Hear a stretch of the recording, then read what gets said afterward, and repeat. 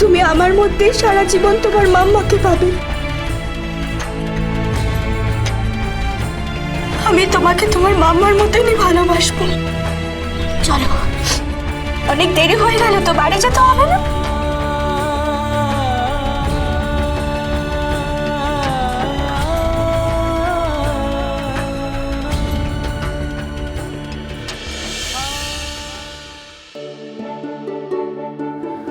আচ্ছা বর্ষা, জয়রাজরা এখনো police station থেকে ফিরছে না কেন বলো তো? হ্যাঁ, আমিও তো সেটা ভাবছি, অনেক দেরি হয়ে গেল। আমি বারবার বললাম পুলিশ স্টেশনে যাই, কিছুতেই ওরা যেতে দিল না। সোমকে ফোন করে করে পাচ্ছি না, মিনু ফোনটা ফেলে গেছে। আমার তো খুব ভয় লাগছে রে, কত দেরি হয়ে গেল। ওরা কি করছে বলতো ওখানে? ওই তো এসে গেছে। ও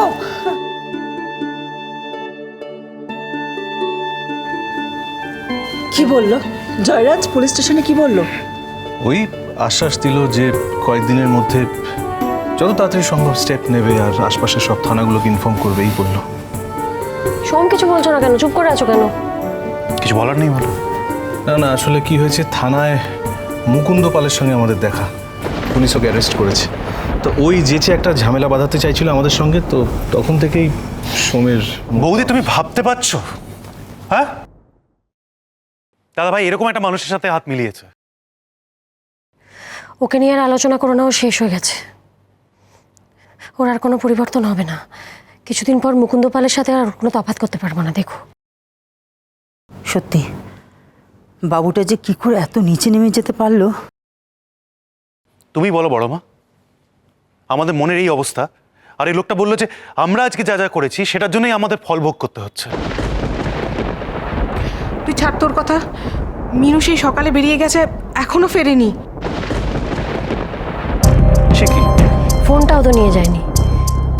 কিছু বুঝতে পারছি না কি করব। তোমরা তোমরা বসো না, আমি চা নিয়ে আসছি। না না বৌদি থাক, এখন আর চা খেতে ভালো লাগছে না। আমি ভাবছি মিনু আবার এর মধ্যে কোথায় বেরোলেন। আমি অনেক জিজ্ঞেস করেছিলাম, কিচ্ছু বললো না। বললো একটা জায়গা আছে, সেখানে নাকি শীর্ষাকে পাওয়া যাবে, আর ও শীর্ষাকে নিয়ে তবেই বাড়িতে আসবে। এইগুলো কোনো কথা হলো? আরে বলে যাবে তো একবার কোথায় যাচ্ছে। আমি এই জন্য আমি মিনুর উপরে রেগে যাই।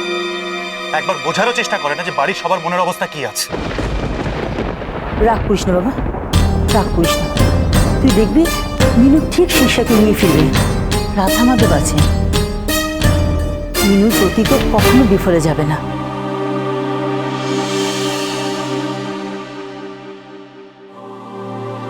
দিদু, দিদু, এই তো আমার দিদু। মামা,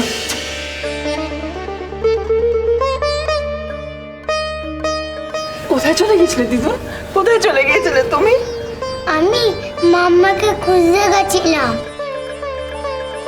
মিনু আপনাকে অজস্র ধন্যবাদ। না না, আপনি এভাবে আমাকে ধন্যবাদ জানাচ্ছেন কেন? দেখুন শীর্ষাকে আমি আমাকে খুঁজতে কোথায় গিয়েছিলে?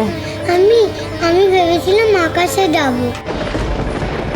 রাস্তায় একজন বুড়িমার সঙ্গে আমার দেখা হয়েছিল। বুড়িমা আমাকে বলেছিল মাম্মার কাছে যাবার রাস্তা আমায় বলে দেবে, কিন্তু বললেই তো না, শুধু কাঁদলো আর আমার জন্য খাবার এনে দিল। তখনই তো দেখা হলো মাসিমণির সঙ্গে।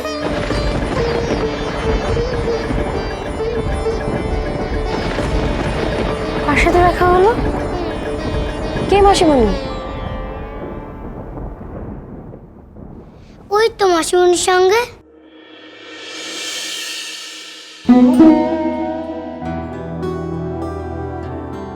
মাসিমণি কেন হবে? ওটা তোমার মাম্মা।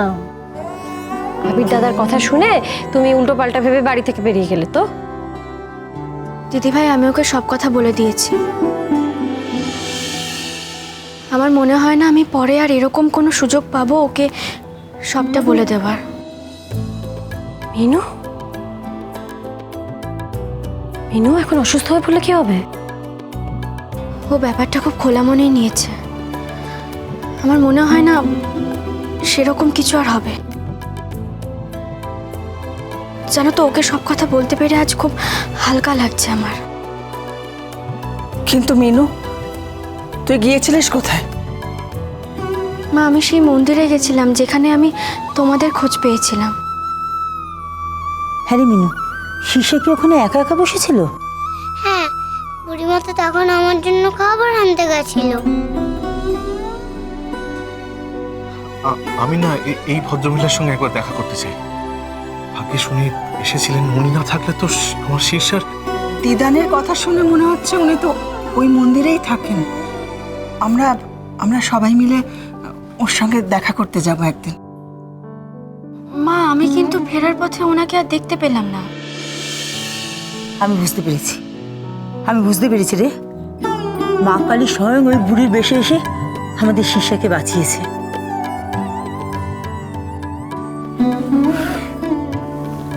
হতেও পারে। আমি জানি না, আমি সত্যিই জানি না মা সত্যি সত্যি ভিখারিনীর বেশে শিষ্যার কাছে এসেছিলেন কিনা। আমি শুধু এটুকু জানি, উনি কিন্তু কাউকে কখনো ফেরান না। আগের বার আমি বলেছিলাম, মা তুমি যতক্ষণ না পর্যন্ত আমার কথা শুনবে আমি এখান থেকে কোথাও যাব না। তখনই আমার হঠাৎ করে তালুকদারের সাথে দেখা হয়ে যায় আর আমি তোমাদের খুঁজে পাই। আজও সেই একই রকম ঘটনা ঘটলো। আমি শিষ্যার গলা শুনে মন্দিরের বাইরে গিয়ে দেখি শিষ্যা মন্দিরের চাতালে বসে আছে। আচ্ছা, সবাই মিলে চল না একদিন ওখানে গিয়ে পুজো দিয়ে আসি। ওর জন্যই তো আমরা দিদানকে ফিরে পেলাম, তাই না? হ্যাঁ, একটা ভালো দিন দেখে আমরা সবাই যাব। আমি কিন্তু একটা কথা জানি, বলবো? কি বাবা, বলো। মাম্মা যত আমায় ভালোবাসতো ততটা আমার মাসিমণি ভালোবাসে, তাই না?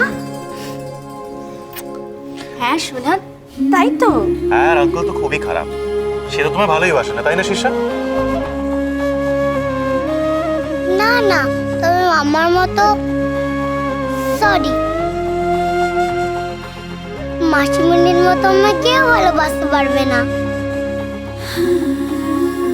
শোনো, আজ থেকে কিন্তু তুমি ওনাকে মাসিমণি বলেই ডাকবে, ওকে?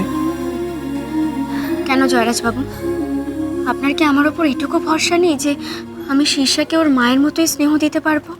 এমা ছি ছি, এ আপনি কি বলছেন? না, আমি বুঝতে পারছি আপনি ঠিক এখনো পর্যন্ত আমাকে বিশ্বাস করতে পারছেন না, তাই না? দেখুন, আপনি শীর্ষার জন্য যা যা করেছেন তার কি কোনো তুলনা হয়? আমি জাস্ট বলতে চাইছি যে আমাকে যদি শিষ্যা ভরসা করে বিশ্বাস করে ওর মায়ের জায়গায় আমাকে বসাতে চায়, এর থেকে বড় পাওয়া আর কি আছে? প্লিজ, আমি একটা রিকোয়েস্ট করছি, ওকে ওর মতো চলতে দিন না।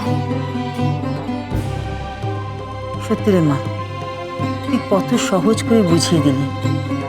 সত্যি তো, স্নেহ ভালোবাসা এসব যার যার উপরে। শিষ্যা যদি তোকে মায়ের মতন ভালোবাসে, তোকে সেই জায়গায় বসায়, কে কি বলবে? তুমি তো এখন ওর মা। মিনু, এত সহজে কি করে সবকিছু বুঝিয়ে দিস? শেখাবে আমায়।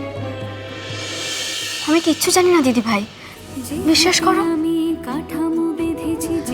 আমি শুধু মনে মনে একটা কথাই মানি, কাউকে যদি মন প্রাণ দিয়ে ভালোবাসি, সেই ভালোবাসার মর্যাদা একদিন না একদিন আমি ঠিক পাবো। মাম্মা,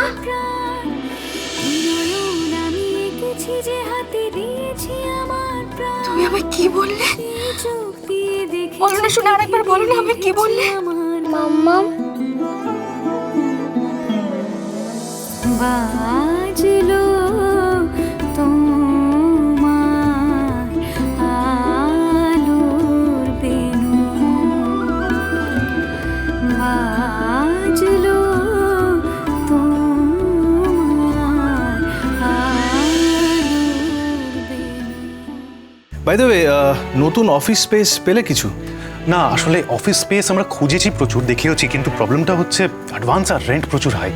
মানে এত আর্লি স্টেজে আমরা দিতে পারবো না, কিন্তু খুঁজে যাচ্ছি কনস্ট্যান্টলি। হ্যাঁ, আপনারা কাজটা কিন্তু দারুণ করছেন। মানে এইভাবে যদি সবাই ভাবতো তাহলে কত নতুন এমপ্লয়মেন্ট জেনারেট হতো বলুন তো।